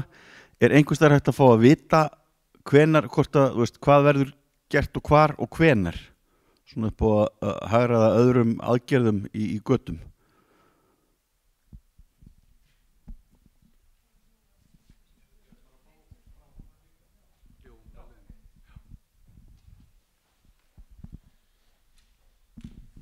Já, takk. Mjög góða fundur, takk fyrir. Það bara eitt sem ég vildi svona kannski aðeins spyrja ykkur út í, ég veit ekki hvort ég geti svarað mér, en það varandi 9 lóðirnar sem að koma núna í sem sagt, hvenar verða tilbúnar til úthlutunar og hvað svona verðmarkmiði sem Borgarbyggð er að fara svona leggja með. Ég svona persónulega hef alveg verulega áhyggjur á sem sagt kostnaðanum við allar þessar sprengingar hérna fyrir aftan kaupfélagið og ég bara svona pælaða leiði sko með verðið á þessu, hvað er búa til eitthvað svona verðramma á hvernig þetta verður verðlagt, út af því að nú í dag er tiltölulega gott verð á lóðunum svona miðað við svona önnur sveitarfélög og ég hef svona verulega áhyggjur á því að kostnaðurinn við þær núna sé að aukast töluvert mikið sem verður til þess að sveitarfélagi mun væntanlega þurfa að úthluta þessum lóðum á miklu hærri verðum sem ég mun þá halda að verði þá bara að fyrir algjörlega í stopp þess að úthlutun á íbúðalóðum. En þetta er svona bara spurning, hvað er búið að mynda sér eitthvað skoðanum í dag?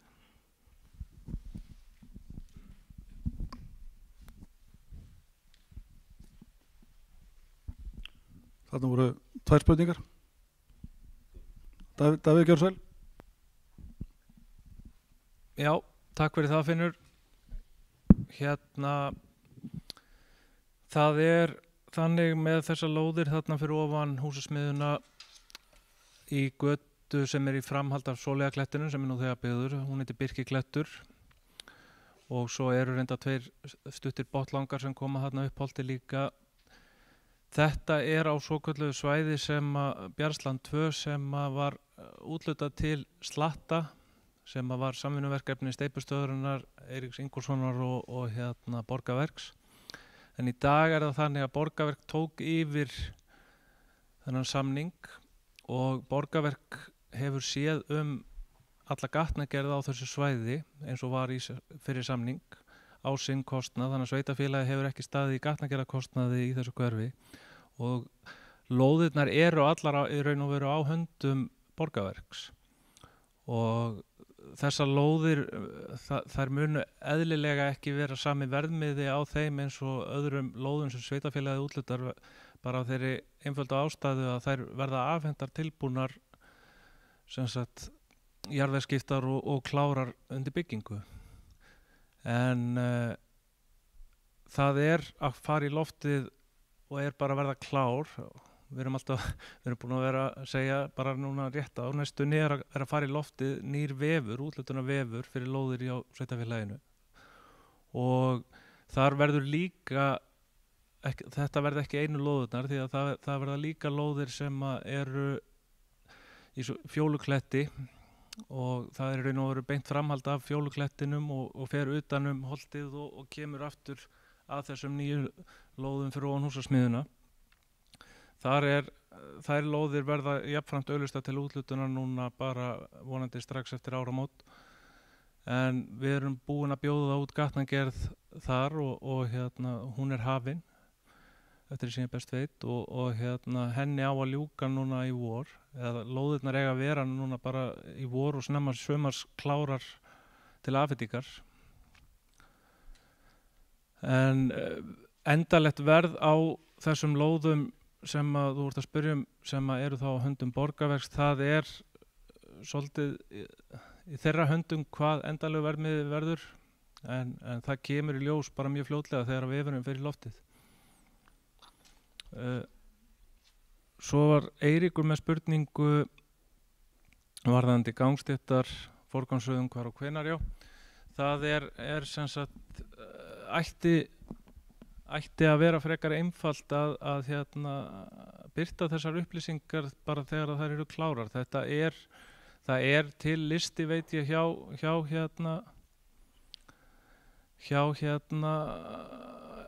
forgangsröðunarlisti eða sem sagt hjá áhaldahúsi og umhverfisfulltrúa og við skulum bara koma því áfram að það verði birtur fyrirfram listi á heimasíðu sveitarfélagsins hvaða gangstéttar standi til að fara í fyrir sumarið. Það er kannski bara ágætt að bara kannski nefna líka í sambandi við götur og gangstéttar þegar við erum að vinna að þeim áformum að þá þurfum við alltaf svolítið líka að taka tillit til þess hvað veitur ætla að gera og jafnvel rarik og svona, þannig að við þurfum stundum að vera í smá, ekki þurfum við, er eiginlega svona nauðsynlegt að vera í samstarfi við þessa aðila þegar við erum að fara í svona rask. En já, við höfum bara lengi talað um að það væri mjög gott fyrir íbúa að sjá bara hvernig forgangsröðun er til næsta ára, þá kann ég hvað maður þarf að vera lengi þolinmóður með gangstéttina í sinni götu. Þannig að já. Já, dæmið sanna það. Já, kannski bara áfram, held áfram með spurninguna þína, Eiríkur. Við vitum að það er nóg að taka í sveitarfélaginu á uppbyggingu á gangstéttum og þó að við höfum tekið mikinn skurk í þessu undanfarin ár þá getum við haldið endalaust áfram, myndi ég segja. En það hefur bara verið mikil umræða, bara svona til upplýsinga, undanfarna vikur nákvæmlega þessi mál og það bara skiptir líka máli hvernig við ætlum að gera þetta. Við getum fengið miklu fleiri kílómetra með að gera þetta á einn hátt heldur en annan hátt. Ég meina það skiptir máli, ætlum við að fara að steypa allar götur aftur eða gangstéttar eða ætlum við að gera líkt og önnur sveitarfélög að fara bara að malbika þetta og fá þá kannski 4-5 sinnum lengri vegalengd fyrir sama pening og það er bara mikið samtal í gangi um þetta. En ég veit að það eru örugglega íbúar sem eru að horfa og voru í salnum sem að horfa í sína götu og vilja að verða eitthvað gert og ég skil það vel. Og ég held að þetta sé bara verkefni sem við þurfum að halda áfram með bara ókomin ár af því að þetta er bara endalaust verkefni. Við náum bara í skottið á okkur á einhverjum tímabúti og þá þurfum við að halda áfram. Plús að við erum alltaf að hugsa um að útvíkka stígina út úr þéttbýliskjörnunum og annað, þannig að það er nóg að taka.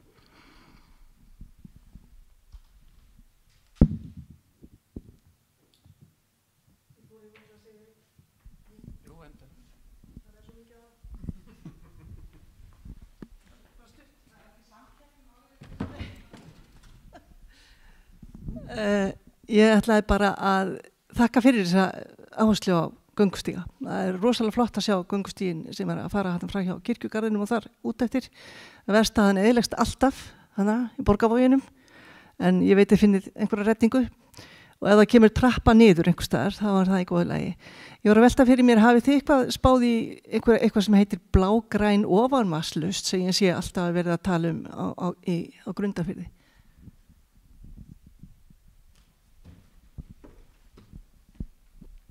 Hver vil taka blágrænu ofanvatnslausnina? Gjörðu svo vel, Davíð.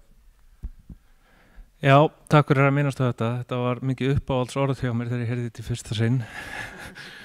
en við höfum vissulega skoðað þetta í nokkrum tilfellum en við gerum það yfirleitt þá í samtali og samstarfi með veitum sem að sjá ofan vatn og lausnirnar.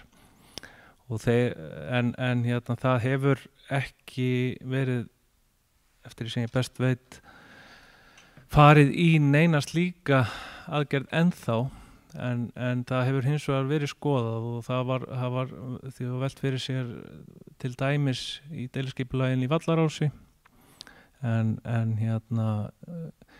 svo þegar, og það var gert ráð fyrir því í deiliskipulagi en svo held ég að hafi endað þannig að veitur treyst sér ekki í það en þetta er hins vegar bara, þetta er yfirleitt skoðað sérstaklega í hverju tilfelli og þá yfirleitt í deiliskipulagsferli þá er þegar að verða skipuleggja ný hverfi en þetta hentar sumstaðar og sumstaðar myndi ég segja að þetta hendi alls ekki.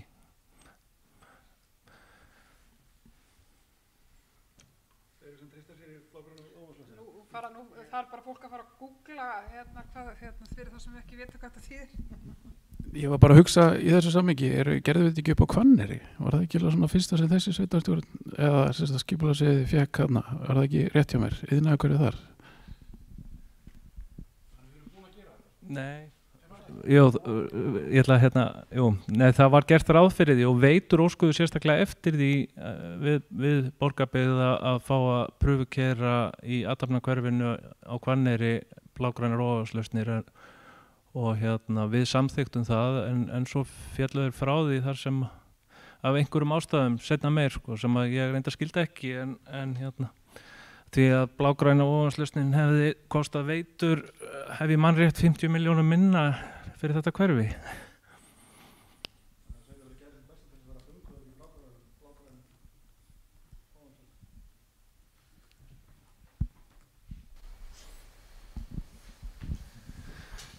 Ég hugsa svona vandamáli við þessar blágrænu ofanslausnir hérna í þessu sveitarfélagi séu jarðvegsgerðin. Hún tekur ekkert við mjög miklu vatni umfram það sem að þetta frekar votlent og þéttur jarðvegur, þannig að ég svona hugsa að það sé vandamálið, frekar en annað.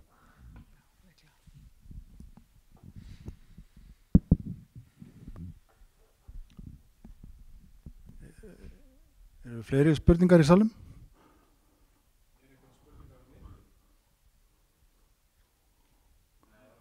Nei. En nema vilja kjörnir fullu, vilja sveitarstjórnar fólk bæta einhverju sérstöku við hér í lokin? Já. Gjörðu svo vel. Já, fyrirgefið. Kannski ekki beint fjárhagsáætlun en þó við höfum farið yfir sviðið í íþróttamannavirkjunum okkar og maður langar svolítið að útskýra hugmyndan okkar svona í stóru myndinni með þau líka og sérstaklega þess að yngri iðkendur okkar. Það er eitt sveitarfélag á Íslandi sem hefur, að ég veit, farið þessa leið og það er Húsavík. Það sem við höfum alltaf hort á í þessari vinnu okkar, bæði með fjölnota íþróttahúsinu og stækkun á íþróttahúsinu okkar, er að máta þar inn frístund sem er hugsuð fyrir 1. til 4. bekk.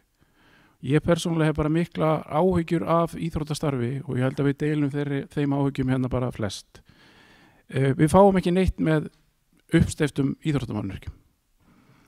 Við þurfum öll að hjálpast að við að halda börnunum okkar í skipulagi tómstunda og ekki síst íþróttastarfi. Hugmyndin okkar með því að færa frístund inn í þennan sal sem ég kom aðeins inn á sem verður í þessu nýja íþróttamannvirki, sem er íþróttahúsinu, að þá getum við verið með frístund innan íþróttahúsins og þá geta þessi börn í 1. til 4. bekk farið bara beintnir á gólf eða upp í fjölnota íþróttahús og ég held að okkar hugmynd ætti kannski miklu meira að vera þannig og við erum að fara að draga alla deildir inn í aðstöðu í íþróttahúsinu og UMSB sem er lykilatriði líka í þessu að þetta samtal kannski komist svona eilítið lengra kannski en að það hefur komist og ég tali bara alveg reynd út og bjóða á þessum börnum okkar að innan síns vinnudags sem ofta tíðum verður bara alltaf langur af því að það er ekki pláss í íþróttahúsunum okkar og þau eru kannski yngstu og upp í 4. bekk eru kannski að vera á æfingu til kannski upp undir 6 á daginn. Þetta er ansi langur vinnudagur ef við horfum á þetta þannig að þau getur fengið bara þarna með þessar aðstöðu að kynnast öllum íþróttagreinum þannig að við séum kannski ekki endilega að berjast innbyrðis og þess á milli verið í frístund og við getum gert svolítið mikið úr þessu og mér heyrist á hérna deildunum okkar að það séu allir rosa spennti fyrir því að komast undir sama þak og eiga svona meira grasrótar samtal og að skólinn og annað þau getur klára bara sínar íþróttir innan fyrir 4 á daginn. Þannig að það eru svona margir vinklar á þessari breyttu aðstöðu sem er að rísa hjá okkur.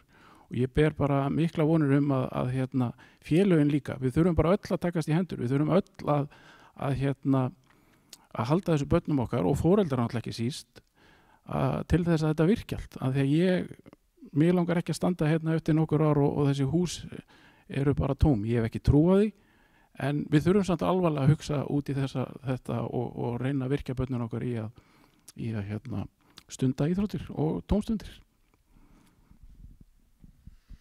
Já, ég held að það sé gott að koma inn á þetta því að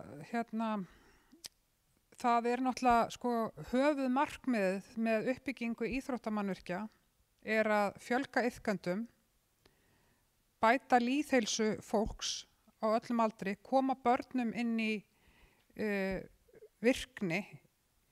Við höfum ef við horfum á til dæmis það breytingu sem hefur orðið á virkni 60 plus hér í sveitarfélaginu á síðustu 3 árum, það alveg ótrúlega þátttaka í Janúsarverkefninu og við gerum ráð fyrir þessum hóp líka inn í fjölnota íþróttahúsinu.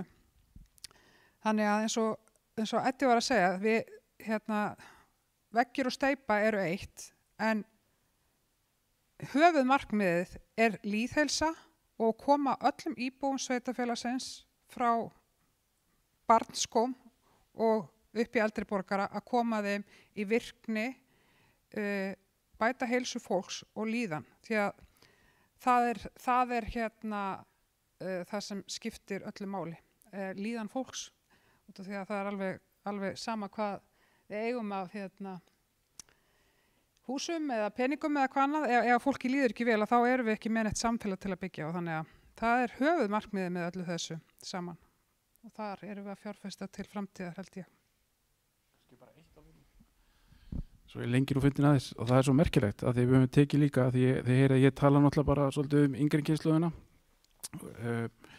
Það hefur verið rosalega bara hávær krafa frá sérstaklega svona krökkum og svona ungmennum og upp í svona 25-6 ára að þetta félagslega að þurfi ekki að vera í einhverjum keppnisíþróttum og þegar við tölum við bara bæði nemendaráð Menntaskólans í Borgarnesi og þeirra krakka sem í stjórn þar á annað, þá bara gríðarleg ákall að fá að vera bara í sem við köllum pumpumbolta á annað, bara hittast, hafa gaman. Það þarf ekki að vera alltaf og þessi íþróttamannvirki klárlega náttúrulega auka tímana og það verður pláss fyrir svona líka að þetta snýst bara í grunninn það að hittast og hafa gaman. Við erum bara svo misjöfn, það ekkert allir í einhverju keppnisíþróttum og þetta opnar bara fyrir þá möguleika líka sem ég veist mjög jákvætt og við erum að hlusta á þessi ungmenni sem eru að kalla á það að það verði líka hort í þetta að hafa opna tíma fyrir alla, ekki bara suma. Já, kannski bara bæta við líka að þú veist, uppbygging, göngustíga á útivistarsvæði náttúrulega bara hluti af þessu öllu saman. Þannig að, já, þetta ekkert allt út í bláinn gert.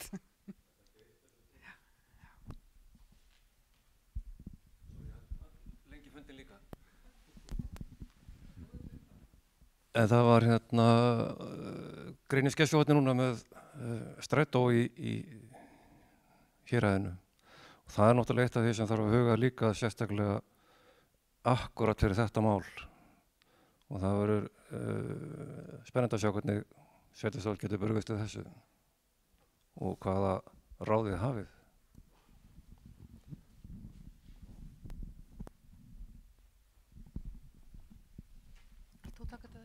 Já, ég bara tek undir þetta. Það rosalega mikilvægt að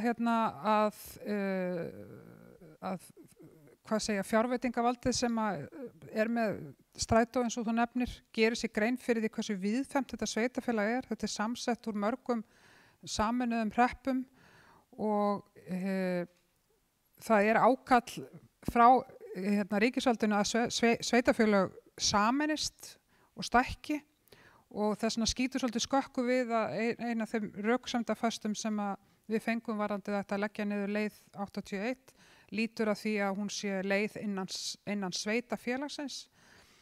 En þetta skiptir bara gríðarlega miklu máli ef við ætlum sannarlega að sameina íbúa sveitarfélagsins þá verða allir að hafa tækifæri til þess að komast innan sveitarfélagsins. Það bara sérstaklega börn sem að fara í tómstundir og þannig að já, við erum búin að láta heyra í okkur og góla í allar áttir með þetta. Enn og aftur ungmennin. Við við höfum líka á vettvangi fræðslunefndar höfum við séð ákveðna möguleika í því að með því að klára þessa yngstu hópa yfir skemmri tíma, yfir daginn, þá opnast leiðir í aksturinnum okkar til þess að hann virki fyrir þessa einstaklinga. Þau þurfi ekki að bíða lengi áður en að fara á æfingar eða eftir æfingar, þannig að það mun líka einfalda ýmislegt í aksturinn hjá okkur að geta sinnt þeim. En varandi leið 61, þetta er náttúrulega bara 81 sig, þetta er náttúrulega bara alveg hræðilegt mál og maður skilur þetta ekki, en það er náttúrulega búið að bregðast við þessu og það liggur væntanlega bara, ef við erum að bíða til svarið eða ekki, við þeim áhyggjum sem við höfum af þessu og þetta hefur náttúrulega bara komið fyrir sveitarstjórn og annars þar og þetta bara má ekki gerast og þetta bara gengur ekki upp.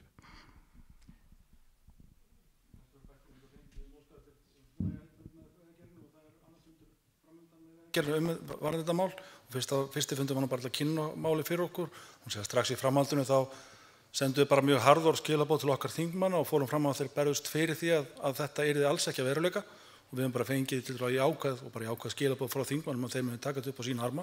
Ég treysti að þeir geri það og við höfum þá seinni fundi núna með Vegagerðinni þetta mál enn frekar, bara til frekar upplýsingar nú þegar búið að kynna þetta fyrir sveitarfélaginu, byggðarráð og sveitarstjórn og allstaðar viðbrögðum bara þetta má ekki gerast, við verðum að koma í veg fyrir þetta og við erum bara að reyna að leggjast eins þungt á árarnar að láta það ekki gerast. En nótamenni þetta er auðvitað ekki í okkar verk, þetta er ekki okkar ákvörðun, en við hins vegar látum svo sannarlega okkur heyra að þetta er algjörlega á skjön við allt sem við teljum okkur standa fyrir sem sveitarfélag og svo mjög á skjön við það sem við erum að berjast fyrir hér alla daga í uppbyggingu og íþróttamannvirkjum, að bæta þjónustu við börnin og að þétta raðirnar í þessu samfélagi, að fá þetta síðan, það er algjörlega glatað og við erum bara að berjast hart gegn því. Ég tek bara undir með þér Stefán og það sorglegast í þessu öllu saman er það að maður hefði kannski haft pínu skilning ef að þessi bíll hefði alltaf verið tómur, en það er alls ekki þannig. Vegna þess að ég hef átt samtal við þá bílstjóra sem hafa verið að keyra þessa leið og þetta er bara gríðarlega mikið notaður bíl. Þannig að það eru engin rök á bakvið þessa ákvörðun. Þetta er bara eitthvað sem er tekið bara fyrir framan einhver tölvuskjá og það er engar, mér finnst eins og þetta hafi bara einhvern veginn lent í einhverjum niðurskurðarhníf og það hefði engin verið að spá í það hvað þetta væri mikilvægt og hvað þetta væri að gera fyrir marga í sveitarfélaginu og ég bara trúi ekki að þetta verði. Þetta má ekki gerast.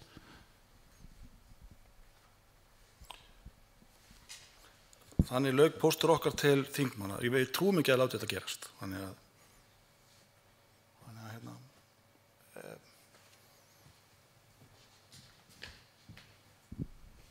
Eru frekari spurningar? Það er gott.